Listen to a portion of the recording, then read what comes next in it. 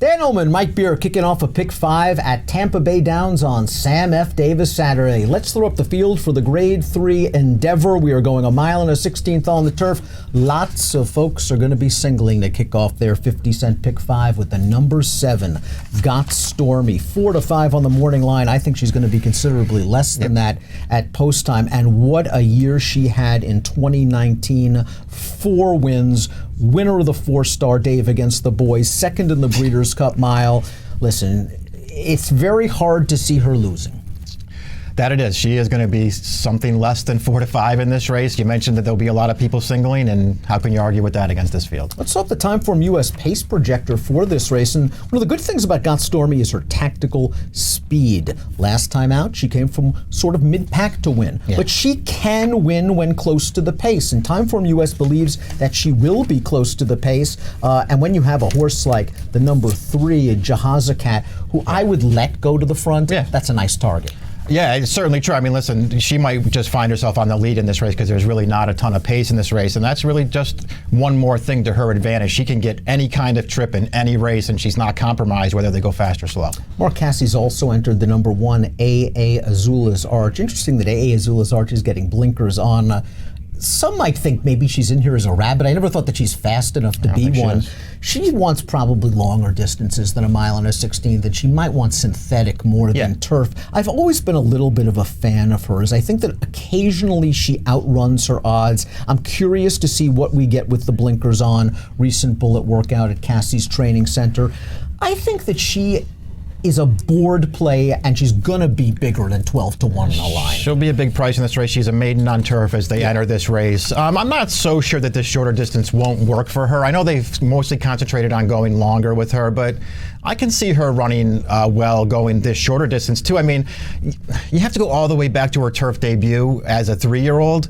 She actually ran well when she was second to Got Stormy that day, and since then things just haven't really worked out for her, but it's been mostly mile and a quarter, mile and a half. I'm not so sure that the shorter distance isn't good for her. Alt-T made her North American debut for Chad Brown in 2018 at Tampa Bay in the Grade 3 Florida Oaks. She ran well that day. She was only beaten ahead, coming with a big run. I think the major concern is ever since that 3-year-old season, just hasn't gotten much better. Last time out in the My Charmer, okay, Mitchell Road, just better than these horses.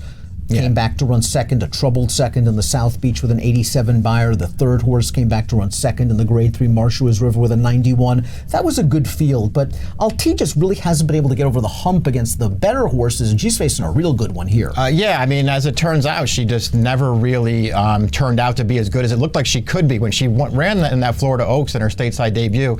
Listen, that was a big closer's race, and she was closing, but she actually ran well that day, and it's not like she embarrassed herself after that. She just couldn't win a race. They finally got that overdue win for her back in November in an allowance race, but I don't know, Dan, she didn't run that great in the My Charmer. She's pretty hard for me to like it. You know, I know that the connections are there for her, but she was hard for me to like in here. Jehazakat's a weird horse. You look at her pedigree and you think she's going to be a sensation on the turf. Yeah. Precious Kitten was a top turf horse. Precious Kitten, of course, a full sister to turf champion, Kitten's Joy. And while Jehazakat's run some decent races on the turf, like this effort on October the 19th at Keeneland, it seems like she's been better on the dirt recently. She's the gray on the outside. She has a look at this, and you see she's kind of flailing away on her left lead. She just changes over, and she just lacks some pop in the lane. Now, she exited this race. They ran her on dirt. It was a good second. I mentioned on Out of the Gate that I hope they bring her down to Tampa, run her a nice little race on the turf in a stakes race. Well, they ran her on the dirt. She scored at 9 to 10 very easily. She has speed. I think the only chance for her is to go to the lead and hope that Got Stormy just has a bad day. I wonder if she's better on dirt at this point. She might be. She has run some pretty nice races on the turf as well. She handles both surfaces. She may find herself on the lead in here. I just don't see how that helps if Got Stormy's just breathing down her neck. Now, Andina Del Sur, unlike Alt-T, seems to have improved. She, of course, beat Alt-T in that Florida Oaks in 2018. It seems like she got better towards the end of her 4-year-old campaign. She has a race this year. It was the Grade 3 Marshua's River, and she kind of gave ground all the way around the track. 3-4 wide on the backstretch. She's turning into the lane now, just about ready to strike the front in the green and orange silks, and Chad Brown's Magic Star on the outside is going going to run her down. She's going to have to settle for third in this race. She's always been solid. She likes Tampa Bay Downs. She has a little bit of tactical speed. She just happens to catch a tough one. Yeah, listen, she's okay. I can see her getting a piece of this race too. You mentioned that she was wide in that race. The winner, who was for the same owners but trained by Chad Brown, the horse was wide too and just out-finished her at the end. She's an upside kind of horse, Magic Star. And Andina Del Sur, she's not an upside horse anymore. You know what she is. You know what you're going to get. It'll be a nice, honest effort, but she can't go with the favorite if the favorite shows up with her good race. I think Johnny V's going to send Dinah Tail because we've seen her run some good races when on the lead, and I'm sure Got Stormy would be more than happy to let her go and let her and Jahazicat control the pace with Got Stormy sitting just off. Dinah Tail has probably outrun her pedigree and has outrun everyone's expectations. She's done some really good work throughout her career, especially at Tampa Bay Downs. Last time out, though, I really just couldn't see the excuse. She controlled the pace and she was run down by Phantom Opening, who's an outsider in this race. Yeah, I mean, there was no excuse last time, but overall, she just has a really solid resume. A couple of stakes wins on the turf. She's never struck me as a graded stakes type. This is not an easy spot with this favorite showing up in here, but she's a rock solid horse and she shows up every time. Kelsey's Cross is the longest shot on the morning line. I'm not sure she should be. Pat Biancona's also cross-entered her in the Swanee River at Gulfstream Park. She's very lightly raced, and she has shown hints of ability. Third in the Saratoga Oaks behind a very good horse in Concrete Rose. Then that win by a neck at Gulfstream. I mean, considering the trip she had, she was probably 5 lengths the best. A, she had no chance in the QE2 Cup, just from a class standpoint. B, Cambier Park basically took control of that race and walked around the track. And it was a similar situation in her seasonal debut, the La Prevoyante, where Mean Mary just could not have had an easier trip on the lead. And who's to say that Kelsey's Cross even wants to go a mile and a half? She is dirtied up. There's a race for her. This might not be it. I kind of agree with you. I mean, I thought she was sort of an interesting 3-year-old. You know, it was all about putting her in the right spots as a 3-year-old, and they did that for the most part. And she picked up some stakes placing. She's an okay horse. She's got upside too. I kind of hope. I don't even know which race. I was going to say I kind of hope they run her here, but I'm not sure which is the better spot for her because running against Got Stormy, it almost seems impossible for her to win here. And let's talk about Got Stormy, your heavy favorite in this race. 6 consecutive triple-digit Beyer speed figures. Great to see her back as a 5-year-old. And this is a mare, again, that we know is the class of the race. We know that she has all of the figures.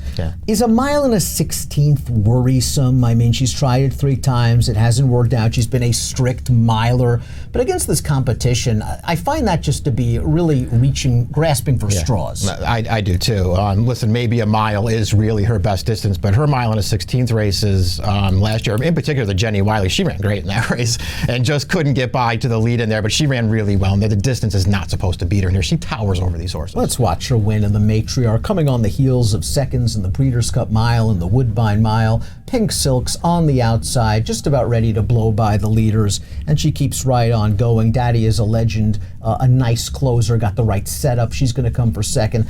It was a great ride by Tyler. He followed the right horse. Juliet Foxtrot made the first move. He basically rode that horse's cover, tipped out, and got it done. And anything close to that race makes her a multi-length winner. Anything close to what her last 5 or 6 races makes her a multi-length winner in here. Phantom Opening. Listen, Phantom Opening is a horse that really came back much improved at Tampa Bay Downs in her 6-year-old debut. Now, Antonio Gallardo gave her a great trip. Dinah Tail was able to get to the lead. Phantom Opening sort of set a loose pocket, got to the outside, but she did put a nice horse in Dinah Tail away in the stretch. I think this horse is moving forward. It's nice to know she loves Tampa Bay Downs. Big step up in class. 4th in the Hillsborough at Tampa Bay last year. This is a tougher endeavor than Hillsborough. It really is. I can see using her underneath, though. She has run pretty well in 2 of her last 3 starts. Her trainer does a really, really good job and sends out nothing but live horses down here. But, just like everybody else, found herself in a tough spot here. Top pick time for the Grade 3 Endeavour. You'll note that I picked A.A. Azula's Arch, the number 1, but more for the fact that I just want to highlight her as a horse that you might want to consider in your exotics at a big price. If I was playing the pick 5, Got Stormy would be getting 95% of my money, and just in case this is horse racing happens to pop up, A.A. Azula's Arch would be my C. I think that if she comes up with one of her good races, can sneak into the number at a price. I'm not in love with the Alteas of the world. I'm not either. I'm not sure Jahuza really wants dirt. The horses that won at Tampa Bay need to prove that they can class up.